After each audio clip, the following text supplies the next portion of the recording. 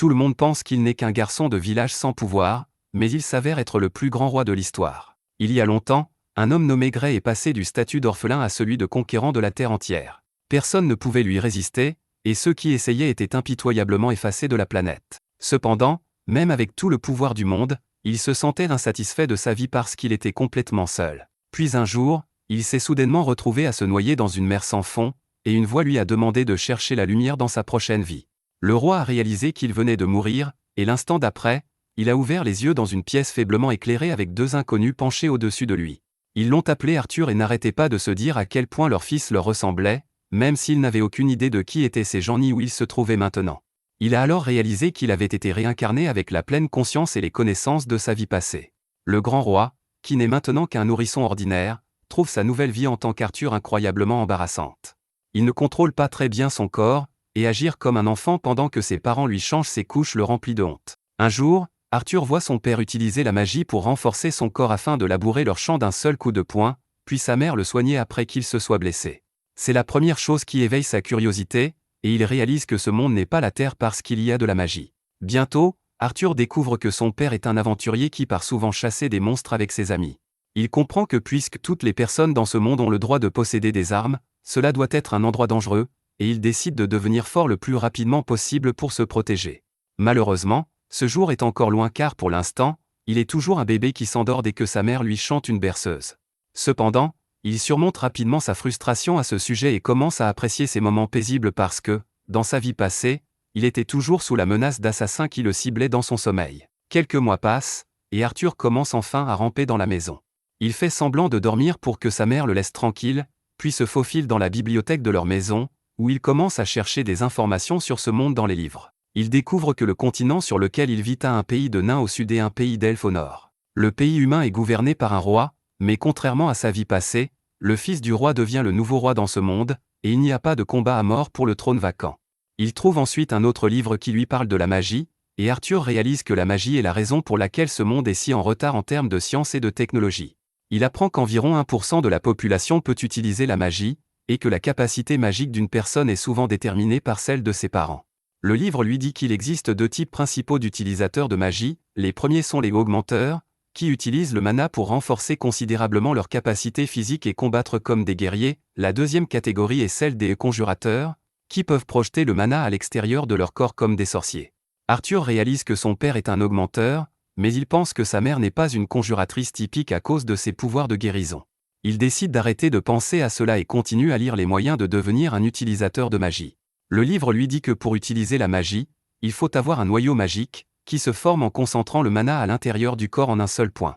La plupart des gens ne parviennent à cela qu'à la puberté, et il leur faut des années pour créer un noyau de mana solide et utilisable. Arthur, cependant, connaît déjà un concept similaire dans sa vie précédente. Il pouvait manipuler l'énergie interne de son corps, appelée Kai, et former un noyau de Kai à l'intérieur de son corps était exactement comme former un noyau de mana. Arthur commence à concentrer son mana à l'intérieur de son corps, espérant qu'il peut faire le premier pas pour devenir fort dans ce monde, mais juste au moment où il est sur le point de former son noyau de mana, sa mère le trouve et le ramène dans son lit. 2 ans passent en un éclair, et un jour, alors que la mère d'Arthur est occupée à écrire une entrée de journal sur lui, il va dehors pour apprendre l'escrime avec son père. Alors qu'il continue à brandir un bâton de bois comme une épée, sa mère sort, et elle est incroyablement furieuse contre son mari pour avoir appris à leur fils à utiliser une épée alors qu'il vient d'apprendre à marcher. Ce n'est pas une nouveauté pour Arthur, qui a maintenant réalisé que sa mère est le vrai patron de la maison. Sa mère l'emmène aussi occasionnellement dans la ville voisine, et Arthur est toujours heureux d'être là parce que cela lui permet d'en apprendre beaucoup sur ce monde. Il montre de l'intérêt pour tout, des armes aux biens étranges trouvés dans ce monde, mais la chose qui l'intrigue le plus est la magie, et être dans la ville lui donne la meilleure chance de la voir de près. À part ses visites, Arthur mène une vie paisible avec ses parents, et bien qu'il soit mal à l'aise d'être piégé dans le corps d'un nourrisson, il commence lentement à apprécier cette vie tranquille. Ses parents prennent soin de tous ses besoins, et cela lui rappelle son enfance à l'orphelinat dans sa vie précédente, où il souhaitait désespérément avoir une famille, mais ses souhaits ne se sont jamais réalisés. Un jour, Arthur voit son père pratiquer la magie pour renforcer son noyau de mana. Il est vraiment excité de le voir et d'apprendre de lui, mais son père ne parvient qu'à soulever quelques pierres du sol en utilisant son mana. Arthur n'est pas impressionné parce que ramasser les pierres avec ses mains serait plus rapide, mais sa mère vient alors vers lui et lui dit que ce n'était pas le meilleur coup de son père, et qu'il fait mieux à partir du 2e essai. Le père d'Arthur concentre à nouveau son énergie pour impressionner sa femme cette fois et libère une série d'attaques puissantes qui secouent le sol. Arthur est vraiment impressionné par les compétences de son père cette fois, et sa mère est sûre que lorsqu'il grandira, il deviendra aussi un guerrier fort. Arthur veut essayer de le faire tout de suite, mais sa mère décide de l'emmener faire la sieste. Il passe devant la bibliothèque en chemin, et Arthur supplie sa mère de lui laisser lire les livres. Elle refuse catégoriquement, mais il lui lance un regard innocent et suppliant auquel elle ne peut résister. Finalement, elle le laisse seul avec les livres pendant qu'elle sort rejoindre son mari, et Arthur commence à concentrer tout le mana de son corps pour former son noyau de mana, ce qu'il essaie de faire depuis les 2 dernières années. Il sent qu'il est au bord d'une percée, et soudain, son noyau de mana se forme à l'intérieur de son corps. En conséquence, une puissante explosion souffle la maison, et le père d'Arthur est blessé en essayant de protéger sa femme. Ils paniquent tous les deux en craignant que leur fils soit en danger, mais quand ils entrent, ils ne peuvent pas croire leurs yeux quand ils voient Arthur flotter dans le ciel avec une lueur dorée. Arthur leur fait un sourire suffisant, déclarant qu'il peut enfin utiliser la magie maintenant. Il atterrit et commence à marcher vers eux quand soudain les débris du toit tombent vers lui. Il panique, craignant que ce soit la fin de sa vie, mais ses 2 parents se précipitent vers lui pour le protéger des débris qui tombent. Arthur ne réalise qu'après cela que ses parents ont le devoir de le protéger, mais quand ils se mettent à pleurer, il est confus.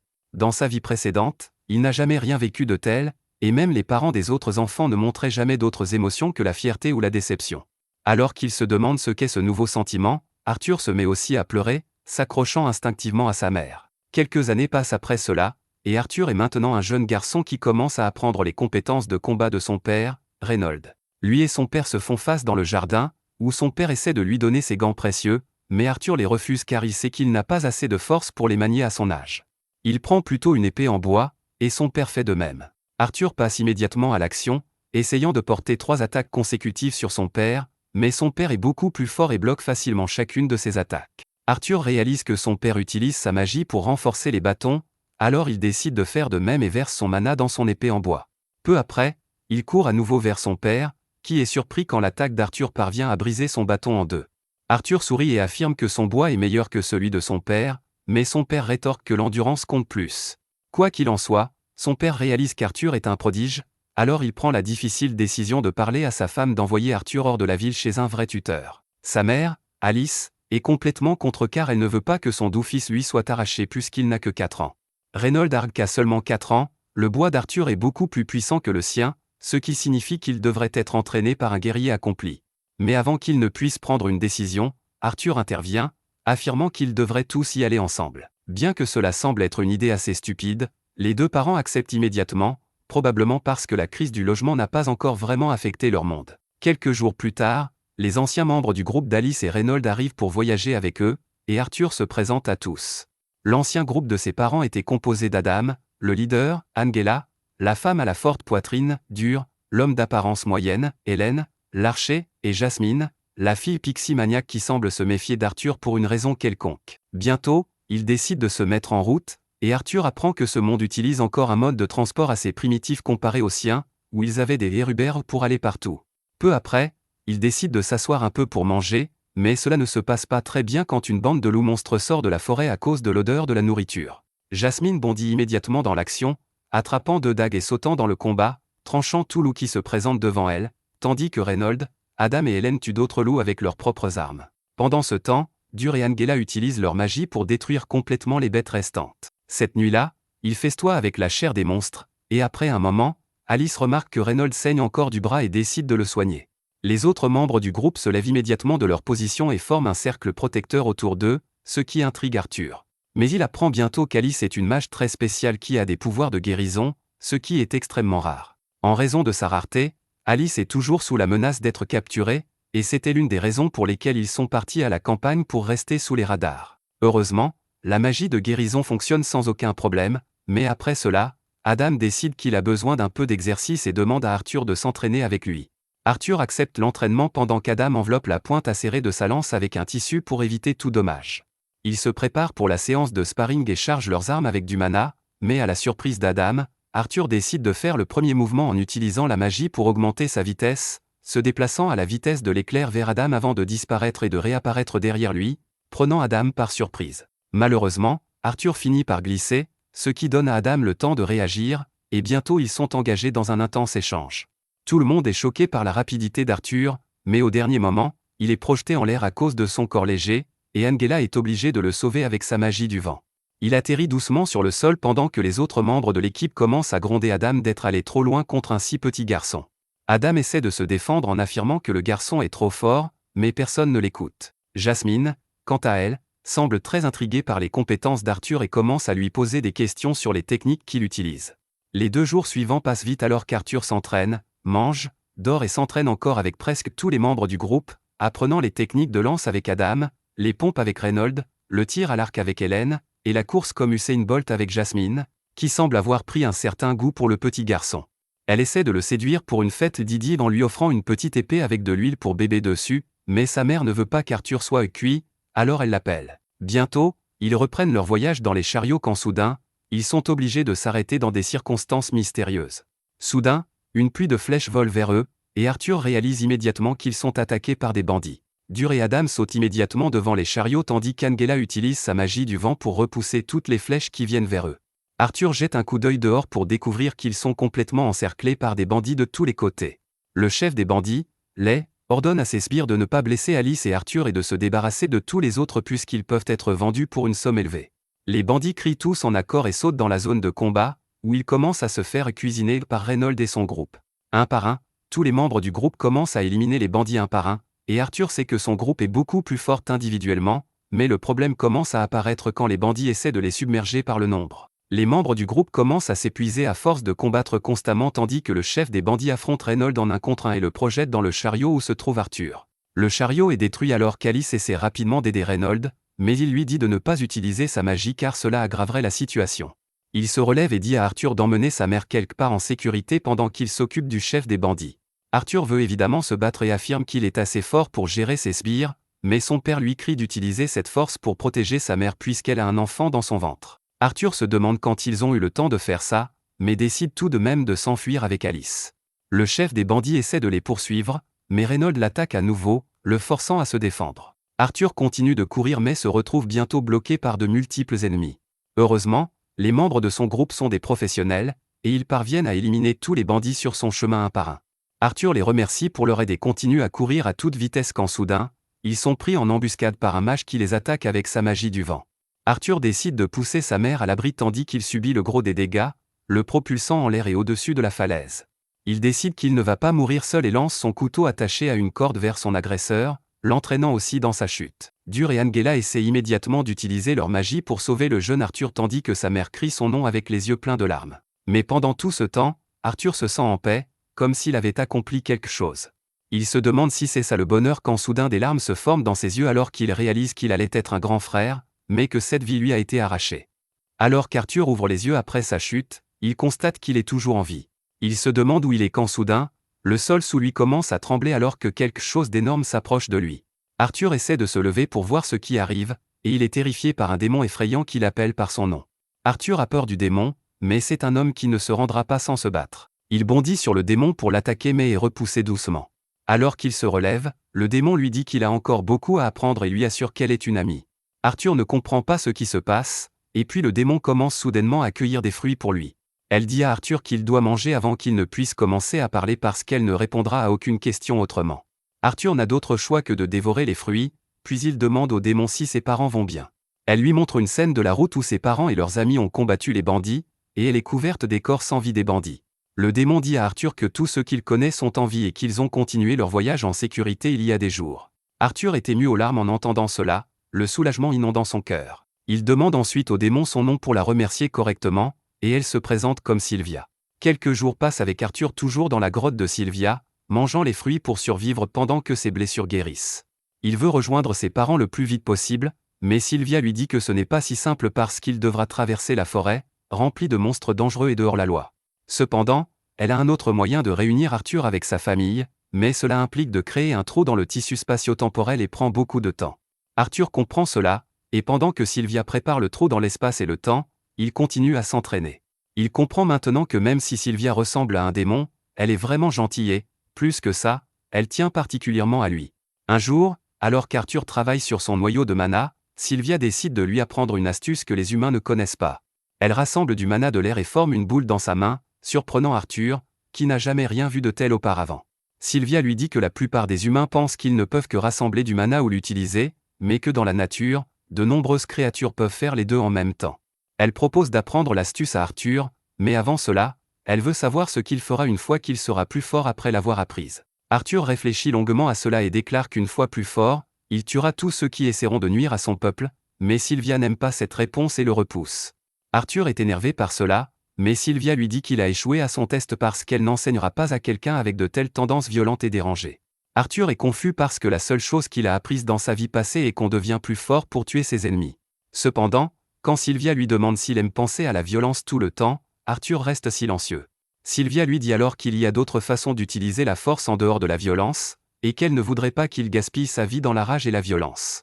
Ces mots touchent une corde sensible chez Arthur, et il a l'impression que Sylvia sait tout de sa vie passée. Elle répète alors sa question initiale et demande ce qu'il fera une fois plus fort, et cette fois Arthur répond qu'il protégera les gens qui lui sont chers. Sylvia est satisfaite de cette réponse et commence à apprendre à Arthur comment utiliser la magie tout en la rassemblant directement de son environnement. Arthur l'apprend très rapidement aussi, mais alors qu'il court pour montrer à Sylvia qu'il peut le faire, elle le frappe contre le mur de la grotte et l'ensevelit sous des rochers. Arthur est confus, mais Sylvia lui parle par télépathie et lui dit de ne pas faire de bruit. Quelques instants plus tard, un autre démon, comme Sylvia, arrive et lui dit de revenir avec lui. Elle refuse de l'accompagner, alors le démon lui lance une boule d'énergie. Arthur est inquiet, mais Sylvia l'assure qu'elle ira bien. Elle se relève pour combattre à nouveau et libère toute sa puissance, brisant son corps de démon et se transformant en un dragon blanc. Elle tire alors un hyperrayon sur le démon, qui parvient à peine à le bloquer. Il la prévient qu'utiliser un tel pouvoir lui coûtera cher, mais Sylvia lui dit qu'elle n'a aucun regret dans sa vie. Le démon annule son attaque et la bombarde de ses boules d'énergie sombre, dont certaines touchent la grotte. Sylvia est distraite en essayant de confirmer la sécurité d'Arthur, et le démon décide de l'assommer avec une grosse attaque. Sylvia réalise qu'Arthur sera en danger à cause de cela, alors elle décide de tout risquer pour qu'il puisse s'échapper. Elle utilise tout son pouvoir pour arrêter le temps et appelle Arthur dehors, lui disant qu'il doit rentrer chez lui maintenant. Elle ouvre un trou dans l'espace et le temps, lui disant qu'il ne l'amènera pas directement à sa famille, mais qu'il est maintenant assez fort pour survivre seul pendant qu'il les cherche. Arthur réalise que Sylvia se sacrifie pour lui, et son cœur se brise à cause de cela. Mais elle lui fait promettre d'utiliser son pouvoir pour protéger les gens qu'il aime. Elle lui donne ensuite des cadeaux d'adieu sous forme d'un œuf de cristal et d'une plume, lui demandant d'en prendre soin. Après cela, elle embrasse Arthur, et soudain, des tatouages dorés apparaissent sur ses deux bras. Sylvia lui dit qu'il en apprendra la signification et le but le moment venu, mais pour l'instant, c'est l'heure des adieux. Elle lui dit ensuite qu'elle n'avait pas vraiment besoin de tout ce temps pour préparer un portail pour le renvoyer chez lui, et qu'elle a retardé le processus exprès parce qu'elle a apprécié les quelques jours passés avec lui. Arthur se met à pleurer en entendant cela, puis il réalise qu'il n'est pas assez fort pour la protéger maintenant, même s'il a promis de protéger tous ceux qu'il aime. Sylvia lui dit que leur promesse ne s'applique pas dans cette situation et lui dit de se dépêcher. Il lui dit qu'il se moque qu'elle soit un dragon ou un démon parce qu'elle est sa famille, et qu'il n'abandonne jamais sa famille. Sylvia dit à Arthur qu'il a déjà une maman, alors il décide de l'appeler grand-mère, et le dragon se met à pleurer en entendant cela. Elle pousse alors Arthur vers le portail, et il prend l'œuf et la plume avec lui. Mais alors qu'il entre dans le portail et se retourne pour dire un dernier au revoir à Sylvia, il se sent entraîné. Une fois qu'il est parti, Sylvia libère son pouvoir et remet le temps dans la grotte à la normale, recevant immédiatement l'attaque du démon. Elle tombe au sol, mais alors qu'il s'approche d'elle, confiant dans sa victoire, Sylvia le surprend en le frappant de toute sa puissance à bout portant. D'un autre côté, Arthur voyage à travers le portail, où il entend à nouveau la voix de Sylvia. Elle lui dit qu'il est normal d'être triste, mais qu'il devrait travailler dur pour transformer cette tristesse en bonheur un jour. Arthur lui dit qu'il ne peut pas le faire, mais Sylvia dit qu'elle sait qu'il peut le faire parce qu'il était le roi le plus fort de l'histoire. Arthur est choqué d'entendre qu'elle connaît sa vie précédente, et il veut demander à Sylvia si c'est elle qui l'a amené dans ce monde, mais avant qu'il ne puisse le faire, il sort du portail. Après avoir fini de pleurer Sylvia, Arthur se lève et place l'œuf de cristal dans sa besace. Il regarde autour de lui et constate qu'il est dans une forêt dense pleine de dangers. Si vous avez aimé cette vidéo, pensez à vous abonner et regarder la vidéo suivante sur votre écran.